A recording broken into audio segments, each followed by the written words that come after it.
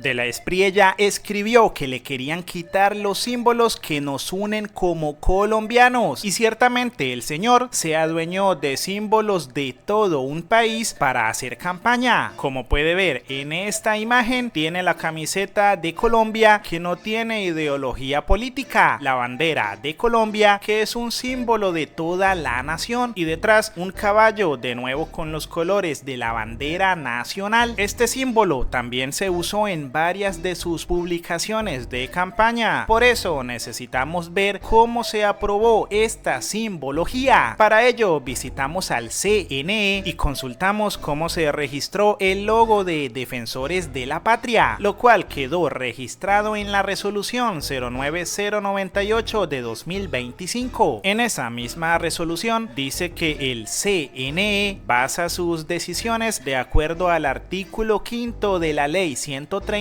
de 1994. Revisamos el artículo y dice claramente: el nombre del partido o movimiento no podrá en forma alguna parecerse o tener relación gráfica o fonética con los símbolos de la patria o emblemas estatales. Aún así, justamente el logo de Abelardo es Defensores de la Patria, con una bandera con los mismos colores de la de Colombia, solo que invertidos. Si aplicamos solo el artículo 5, donde dice que no se puede parecer ni tener relación con los símbolos de la patria, desde el principio el logo no pasaría el examen. La resolución también citó la ley 1475 de 2011, la cual en su artículo 35, inciso 3, dice que en la propaganda electoral solo podrán utilizarse los símbolos, emblemas o logotipos previamente registrados ante el CNE, y se vuelve a recalcar que estos no podrán incluir o reproducir los símbolos patrios. Entonces aquí tenemos otro problema. De la Espriella solo debe usar símbolos previamente registrados, pero hoy usa el escudo de la selección Colombia y el de una selección del Tigre que no registró. El archivo que se presentó fue este. A primeras se distingue el uso de los colores y de la palabra patria, que tienen un claro parecido a la bandera colombiana. La bandera es la misma, solo que para saltarse la ley lo único que hicieron fue cambiarle de posición. Sin embargo, aunque en la misma resolución se cita una sentencia que prohíbe que se empleen símbolos que aglutinen la unidad nacional y el sentido de pertenencia a la nación, pues así se evitan confusiones en los electores. Ese logo pasó el filtro del CNE. ¿Y cómo lo hizo? Inicialmente con un salto de la ley. Ese logo fue aprobado para recoger firmas, por tanto el logo no se podía usar como campaña electoral. Entonces desde el principio fueron autorizados colores de los símbolos patrios, pero con la excusa de que era únicamente para recoger firmas. El problema es que después para la campaña se usó el mismo logo, solo que con la cara de un tigre al lado. El otro detalle está en que en la resolución el CNE no explica por qué ese logo no se parece a los símbolos patrios. Únicamente dicen que es claramente diferente, pero ¿por qué es diferente? No lo dice, no lo explica, y nos deja sin contestar la pregunta de por qué aprobaron ese logo si usan los colores de Colombia, y la palabra patria refuerza directamente la asociación a la nación y a los símbolos patrios. Ahora nos dirigimos a la tutela hecha por Dilian Lizarazo Ramos, no por Petro o Cepeda. En el documento se denuncia el uso indebido de símbolos patrios para ganar adeptos, al emplearse la simbología soberana del Estado colombiano para abanderar sus propuestas. En específico, se pidió la suspensión del uso de la bandera nacional y los colores que la integran, el escudo, emoticón oficial de Colombia, saludo militar o empleo de simbología utilizada por las fuerzas castrenses y policiales. Y ojo que la tutela nos advierte que esta denuncia no es nueva, sino que ya se había hecho en octubre de 2025, pero el propio CNE estaba en mora procesal. O sea, el CNE, el mismo que aprobó un un logo sin justificación, lleva más de 8 meses sin procesar una denuncia justamente por ese mismo posible error. El demandante adjuntó en su demanda la captura del sitio web de Abelardo señalando el uso de la bandera y su paleta cromática amarillo, azul y rojo, el saludo de las fuerzas castrenses, militares y policiales y la frase defensores de la patria, que da a entender deslealtad al Estado colombiano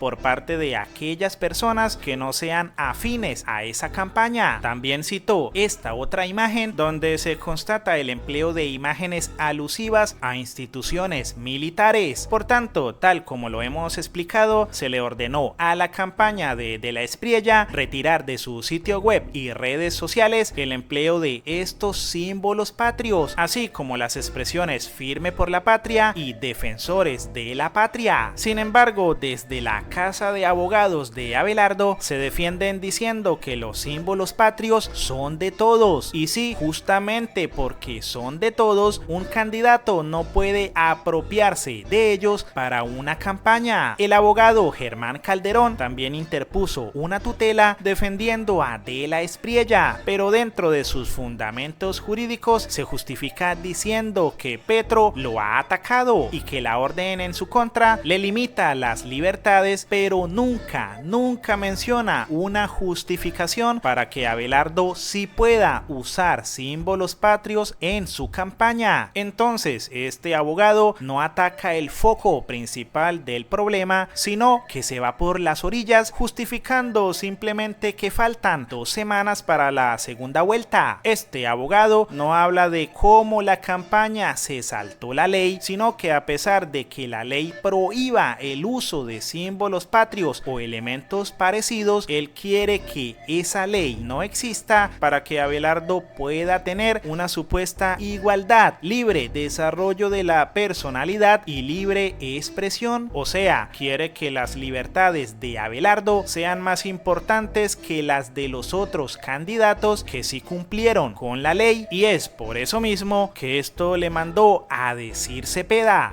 No, el problema con De la Espriella no es que se quede con una constituyente, es que no va a respetar la Constitución, Julio. Si no respeta una decisión judicial, ayer lo vimos, plaza pública.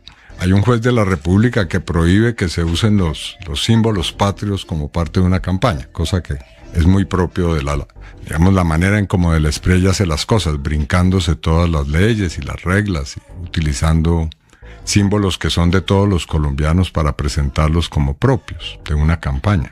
¿Y qué hace el señor después de que un juez le da una orden? Ir a la plaza pública a incitar a sus seguidores a desconocer a la justicia. Si así es con una decisión judicial, ¿qué nos espera en una pesadilla como la que podría venir bajo el señor De la Espriella? Pues sencillamente que la Constitución se convierta en letra muerta, en el mejor de los casos. Quiero contarles hoy algo muy especial. Siempre les estoy hablando de los anhelos, de los sueños, de las ilusiones. Pues bien, hace 2 días concreté un anhelo de mi corazón de toda la vida: vivir aquí en Italia. Me he mudado con mi familia a Florencia. Y no solamente por mí, sino también por mi esposa y por mis hijos, porque sin duda van a ser ciudadanos diferentes, van a ser hombres y mujeres diferentes al tener esta oportunidad. Como acabamos de escuchar, el hombre que se vende como el más patriota de Colombia siempre quiso vivir en Italia. Un anhelo de mi corazón de toda la vida. Además, como ven, el Abelardo de toda la vida ha sido siempre un hombre vestido con las tendencias y la tradición europea. La música colombiana tampoco es de su mayor placer, pues el álbum musical que grabó se llama De mi alma italiana. Y sí, las escenas de sus videos no se grabaron en Colombia, sino, como puede ver, en Italia. Y como todo un patriota, pero italiano, su música la cantó en idioma italiano y hasta napolitano. Al latte dal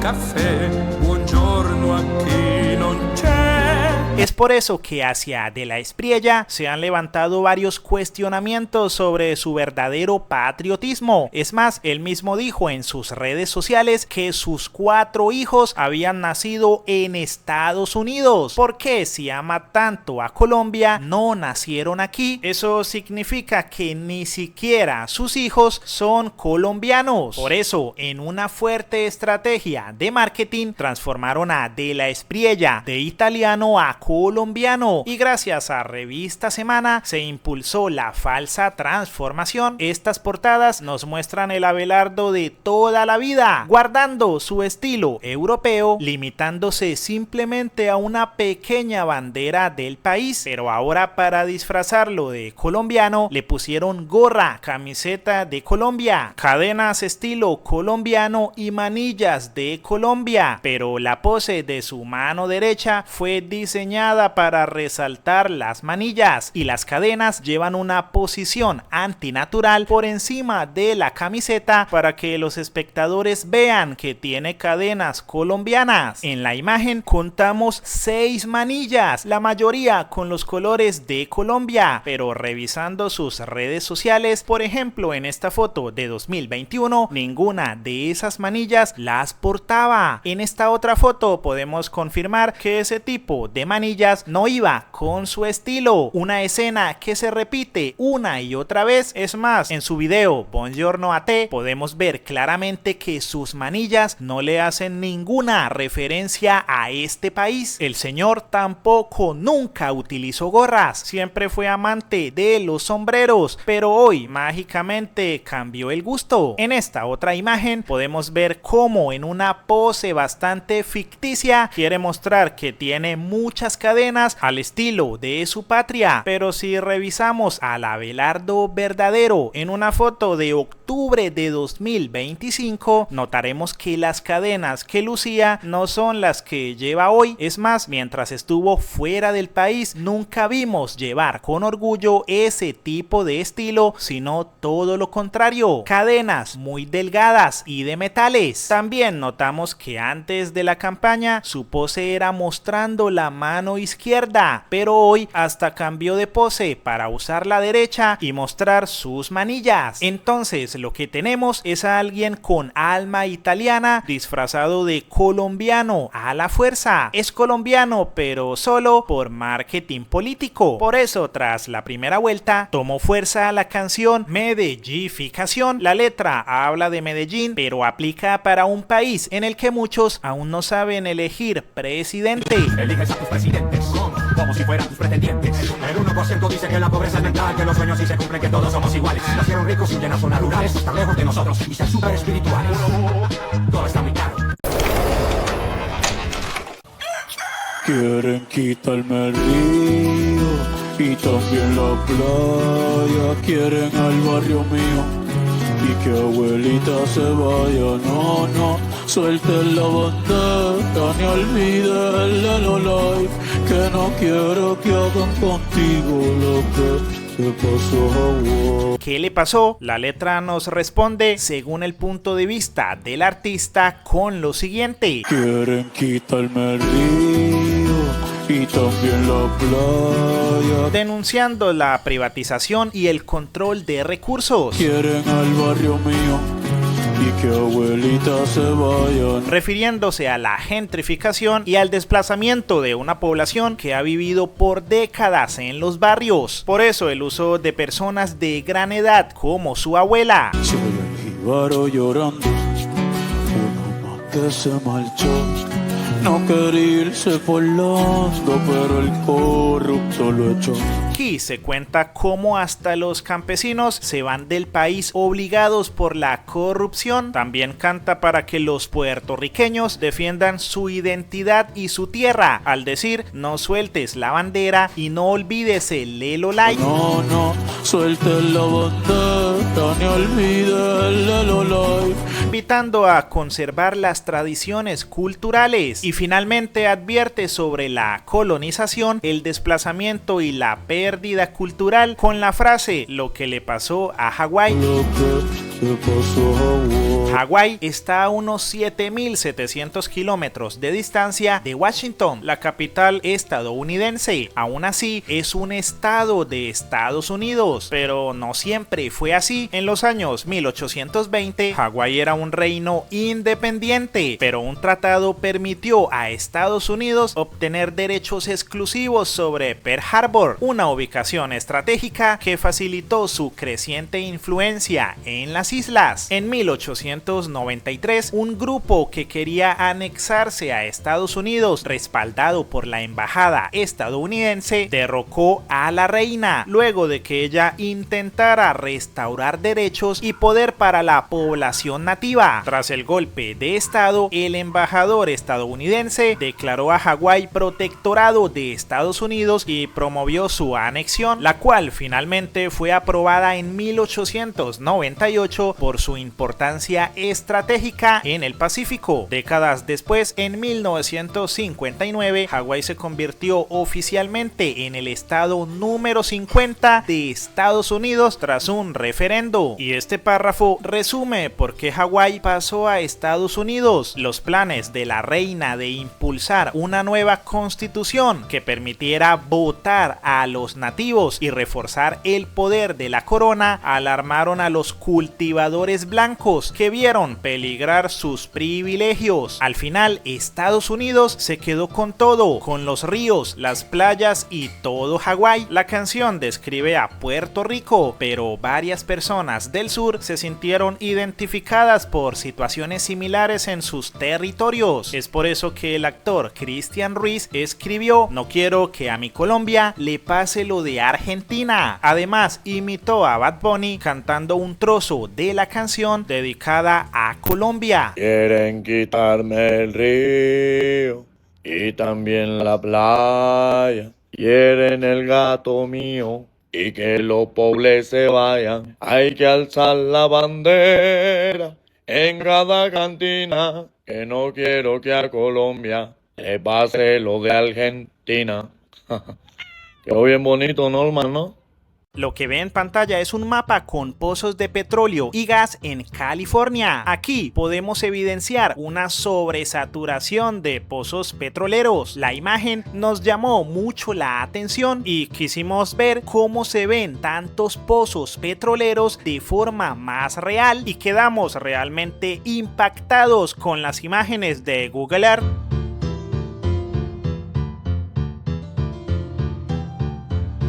Esta gran mancha que ven aquí, que a lo lejos parece una ciudad, lo es, pero una ciudad de máquinas petroleras. Pero entre pozos químicos y petróleo, el verde de los cultivos aparece con la necesidad humana de alimentarse. Las dos actividades consumen mucha agua, y ya en California prohibieron el uso de aguas residuales del fracking para el riego. Y es que lo que ven en pantalla es una bomba de extracción que también genera agua de producción. El agua extraída se usa para irrigar las cientos de miles de hectáreas de siembras en California, pero ya el estado le prohibió a los agricultores regar las plantas con ese agua. Y es que alimentos supuestamente naturales estarían llenos de residuos del fracking. En Colombia eso sería devastador, ya que este país tiene una muy alta reputación en cuanto a la naturalidad de sus productos.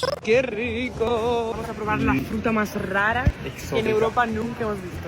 Mira, ¿esto qué coño es? Ah, ¿qué es así? Mangostino. Súper dulce. Me encanta. Sí. Favorito. Granadilla caucana. Que viene cada año para Semana Santa, viene. Cacharú. Que ella lo va a probar por primera vez. Tiene como especias. Como si fueran especias. Como si fuera árabe. Por fin vemos cómo es un zapote. Ahora vamos a abrir uno. ¿Sigue siendo tu fruta favorita? Ya lo descubriremos. Ahora veremos. Ahora, mi niña. A mí me ha encantado. Toda la fruta exótica es súper dulce, me encanta. Estaba rebañando. Increíble. Se parece a la guayábana, pero creo que esta es todavía más dulce. Sí, te digo que todo en Colombia es tamaño de XL, mira mi mano. Es una calabaza. No sé qué decir. Nos da ganas de llorar pensar que nuestros productos podrían ser regados con residuos del fracking. Y más, por ejemplo, si en Estados Unidos hubo propuestas legislativas para que los productos regados con aguas residuales del fracking fueran etiquetados como tal. De aplicarse en Colombia, nos encontraríamos con empaques como este. La legislatura también pretendía que en las legumbrerías los estantes tengan esta etiqueta. ¿Y que tiene ese agua? Nadie lo sabía, las petroleras lo escondían, pero con esta directiva de la Junta de Calidad del Agua del Valle Central le exigieron al proveedor de productos químicos una lista de todos los agregados y aditivos usados en los procesos de extracción. El documento justifica la solicitud de la información para poder evaluar las preocupaciones relacionadas con los posibles impactos sobre las aguas derivados del uso de agua producida para el riego de cultivos. Pero no solo eso, el documento también dice que ese agua se descarga en embalses, canales y estanques de infiltración ubicados sobre acuíferos subterráneos. En este documento escrito en 2018 nos dijeron que querían apenas estudiar si esas aguas residuales eran peligrosas, y por eso citamos este artículo titulado "Los científicos coinciden, el fracking no daña nuestra agua". Para justificarlo se citaron 26 estudios, pero como puede ver y verificar, todos son anteriores a 2017. La mayoría llegaron a la conclusión de que el fracking no contamina las aguas subterráneas, pero si al final esas aguas son bombeadas para todo tipo de actividades, finalmente llegarán a la superficie. Y es que apenas en 2021 California estaba identificando las sustancias químicas relacionadas con la reutilización de aguas para el riego. Como resultado, se encontraron 399 aditivos químicos, y la imagen que ven es la pequeña lista de químicos que muchos quieren que corra por nuestro territorio. En solo una de sus páginas podemos identificar que varios son difíciles de biodegradar o inorgánicos. Solo uno de esos químicos presentó en estudios en animales posibles daños al hígado, alterando las células hepáticas y provocando la muerte de las células del hígado. Otra de las sustancias tuvo efectos como menor ganancia de peso en los animales adultos, camadas más pequeñas, menor número de crías nacidas vivas, menor supervivencia de las crías y menor peso de las crías. Todos esos estudios fueron hechos en animales. Por eso no se extrañen cuando prohíban estas sustancias en el futuro después de que hayan matado a miles de humanos. Pues ¿cómo parar un negocio que deja tantas ganancias millonarias con ese agua contaminada? Por eso, aunque en Blue Radio nos quieran vender que hay estudios y tecnología suficiente para justificar el fracking, recuerde lo que acaba de ver. Muchos de los estudios son hechos en animales y otros apenas están saliendo a la luz en una industria que lo ha querido tapar todo. Se pretende hacer la perforación de 12.000 pozos solamente en el Magdalena Medio durante un periodo de 10 años. Entonces allí estamos viendo la magnitud de lo que sería este impacto en una zona que tiene muchos problemas ya. Pero, en Estados Unidos se hace fracking, entiendo, en más de 15 estados. El ejemplo que usted hace es el más notable, pero en varios estados se hace. Dicho esto, le quería consultar. Usted, por supuesto, pues sabe mucho del tema, por eso lo invitamos. Es un punto de vista interesante, pero también es justo decir que hay otros expertos que piensan diferente a usted. Y me parece que en aras de un proceso científico, de método, de ensayo y error, lo que corresponde es por lo menos hacer pilotos, porque si no nos quedamos con una posición acérrima de una de las dos partes, y Colombia se ha negado a hacer pilotos, que por lo menos los pilotos nos despejan científicamente la duda, porque hasta ahora lo único que tenemos de la parte ambientalista intransigente es insostenible. ¿Por qué no se puede abrir las personas que piensan como usted a que se haga pilotos para que la ciencia lo diga y no quede como un enunciado y ya. La ciencia se hace con el fracking como se hace en Estados Unidos y como se hace en Canadá. Incluso si fuéramos a hablar de estudios y los estudios donde se generan, precisamente se están generando en Estados Unidos y en Canadá, porque precisamente es allí donde tienen y sufren los mayores impactos. Estamos hablando aquí en un ámbito económico en el que en términos de reservas puede tener unas reservas X Estados Unidos, pero cuando estamos hablando de los impactos es allí donde se ha levantado toda la información y no hay necesidad pero hay expertos que piensan diferente a usted, señor Gómez. ¿Por qué no hacer pilotos? Quisiera que me responda la pregunta. ¿Por qué negarse a hacer pilotos? Yo no le estoy diciendo que hagamos fracking. Porque ya la ciencia se hizo en Estados Unidos. Pero hay expertos que piensan diferente a usted, doctor Gómez, con todo respeto. O sea, si tú te fijas en la cantidad de producción de ciencia y producción de artículos comparando a Colombia con Estados Unidos, tenemos una grandísima diferencia seguramente. Y es como si en un día quisiéramos en Colombia decir que vamos a hablar de que el cigarrillo no causa cáncer en los pulmones y que entonces como lo tenemos que experimentar en Colombia, pues lo hagamos acá. Entonces es una posición completamente distinta cuando hoy estamos hablando de soberanía energética y con el conflicto en Medio Oriente, como lo mencionaba ahora Camila, la soberanía energética no pasa por los combustibles fósiles, menos en un país que no tiene suficiente. Señor Entonces Gómez, allí son unos elementos alrededor de eso. Sí, sobre eso tengo una pregunta, porque usted dice, pues la ciencia ha hablado, los estudios ya se han hecho en otros territorios y eso pues obviamente uno lo coge en otros países porque ha pasado allí, podría pasar acá. Pero hay otro tema que es la tecnología. Cuando uno escucha a Abelardo de la Espriella o incluso a Claudia Sheinbaum en México, está diciendo vamos a mirar nuevas tecnologías porque esto ha avanzado bastante y por ejemplo ya no se va a tener que utilizar, o al menos están tratando de meter agua dulce, agua potable, sino por ejemplo agua salada y así bajar un poquito ese impacto. No es sostenible de ninguna manera y la nueva tecnología nos habla de unos pozos que tienen unas secciones horizontales aún más largas y por tanto tienen unas etapas de fracturamiento que son mayores. Para tener referencia, según los datos oficiales de Ecopetrol en el informe de impacto ambiental del piloto Calais, se necesitaban utilizar 48 millones de litros para fracturar la longitud que se pretendía fracturar. Esto es un dato de hace más o menos 4 años, un poco más. Hoy estamos hablando de que hay secciones mucho más largas y entonces hablaríamos de, tecnológicamente tenemos la capacidad de hacer más etapas y por tanto de contaminar más agua porque necesitaríamos ya no los 48 millones, sino muchos más. Esto se trata de los avances de lo que hace la industria petrolera hoy en términos de eficiencia. No hay este fracking responsable, lo sabemos muy bien por los impactos ambientales que tienen en Estados Unidos, en Canadá, en Argentina, en Vaca Muerta, y la idea de sostenibilidad tendría que pasar por elementos pasa por elementos económicos como lo dijiste ahora. Entonces, para que una operación tan costosa sea sostenible, recordemos un dato muy importante, las altas tasas de declinación. Cada pozo de fracking tiene que ser reemplazado en su totalidad entre 2 y 3 años porque pierde el 90% de su producción. Por eso estamos hablando de que se tienen que hacer muchos pozos que se gastan esa cantidad de agua y para que esto sea una operación económica tendrá que sacar el agua del lugar que le pueda hacer más económico. En el caso del Magdalena Medio, seguramente lo más económico sería sacarlo del río Magdalena. Y podría hacerse como lo están haciendo en México con esa, como dice Jennifer, utilizar el agua del mar. En el hipotético caso de que estuviéramos en una zona de agua salada, estaríamos también hablando de una operación de mucho valor económico para poder utilizar esa agua que le tendrían que bajar la salinidad, pueda servir para la perforación. Pero entonces esto es un escenario que, como les digo, aquí la parte económica es fundamental y la parte económica para el fracking no cierra de la manera en la que... Pero lo asume el privado, doctor Gómez. Es decir, el cierre financiero al final el privado es el que se anima a hacerlo, ¿no? Y si el privado dice, oiga, me es rentable, pues lo hace. Creo que esa disyuntiva queda en las manos de las petroleras si es interesante para ellos o no. No es un argumento ecológico.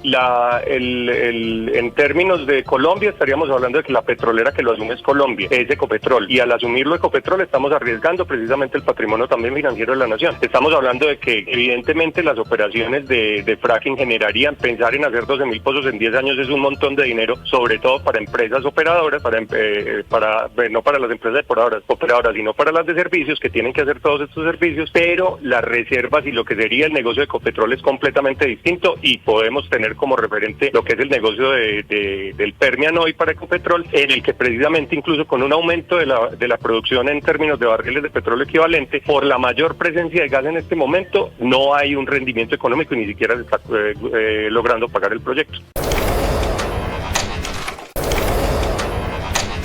Según palabras de Paloma Valencia, Abelardo no sabe debatir y su falta de experiencia y desconocimiento lo vuelven un personaje al que le da miedo ir a debates. Pero sobre todo creo que cuando él fue al debate de infraestructura y se vio que no sabía de nada. Eso le quería decir, o de pronto es miedo por conocimiento, o de pronto es miedo por la experiencia que usted representa, claro, y el mismo Oviedo que no le llegó tampoco al Chorro de Quevedo. Tampoco, porque es que lo que pasa es que grabar videos y hacer un show con música pues es distinto a hablar sobre los grandes temas del país. Él fue al debate de infraestructura y realmente hizo un papel muy pobre. El que no lo haya visto, vale la pena que lo vea, porque entonces ahí van a entender si sabe. Y ese fue un debate donde además le digo, Camila, todos teníamos las preguntas. O sea, usted lo que dice es que a él le da miedo debatir porque no está preparado. No, es que no está preparada, es que es un señor que nunca ha trabajado en lo público, es un señor que ha tenido contratos con el Estado, con su firma, pero nunca ha trabajado en la cosa pública. Yo creo que él no tiene ni idea de salud, no tiene ni idea de qué ha pasado en los temas de las reformas, no sabe qué es el FOSIGA, no sabe cuáles son las subcuentas, no tiene ni idea cuál es el problema que hay con el SOAT, no sabe qué es lo que está pasando en la transición energética, no entiende los cargos de confiabilidad.